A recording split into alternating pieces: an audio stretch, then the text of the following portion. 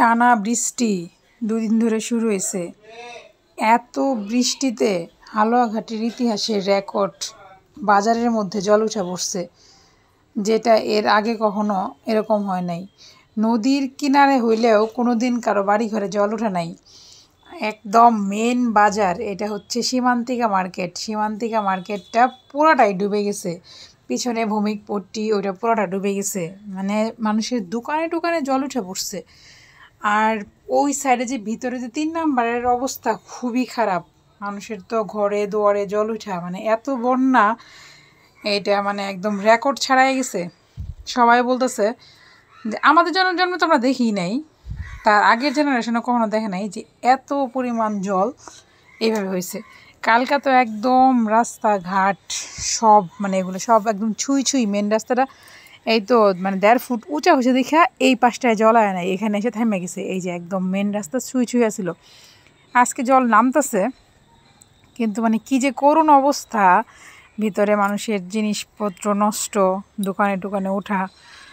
আর ওই দিকের মানুষজন তো একদম মানে বিছানার উপরে বসে আছে, খাওয়া দাওয়া বন্ধ। তো ইতিহাসের রেকর্ড এত জল হালুয়াঘাটে, খুবই খারাপ অবস্থা। এই যে মানুষ সবাই ভিজে ভিজে আইছে, ওদিক থেকে যারা আইতেছে সবাই ভিজে ভিজা। তো রাত্রে একদম জল এই পর্যন্ত আসছিল, এখন জল টান ধরছে। তো যদি সারা রাত্রে আর যদি আজকে বৃষ্টি না হয়, তাহলে যদি জল যেহেতু কমা শুরু হয়েছে, এই যে কালকে একদম এই পর্যন্ত এগুলো সব ভিজা, এই পর্যন্ত জল আসছিল, আজকে তো জল টান দিয়ে ওই পর্যন্ত গেছে। কি যে করুণ পরিস্থিতি। এই যে ওই সাইডটা একদম পুরা ডুবে গেছে, পুরা ডুবে গেছে।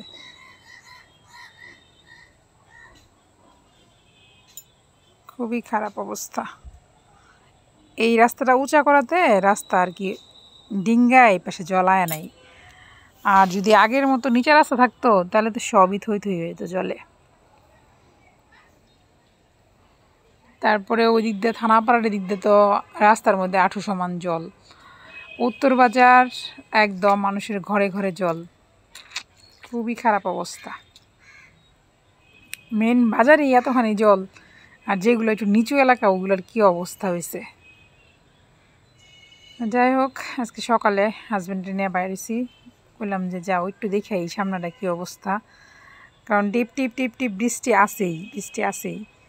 যার জন্য এই যে একদম মেন বাজারের দৃশ্যটা কিছুটা ভিডিও ধারণ করলাম। সবাই একটা টেনশানে। আমি কালকে রাত্রেও বাইরে গেছে, একদম এগুলো সব জলে ভরে গেছে। আর আজকে সকালেও বাইরে নেই, এখন বাজে তো 9:30। এখন করেছিলাম যে চলো চাই, যে মহিলারা একদম ভিজে এসে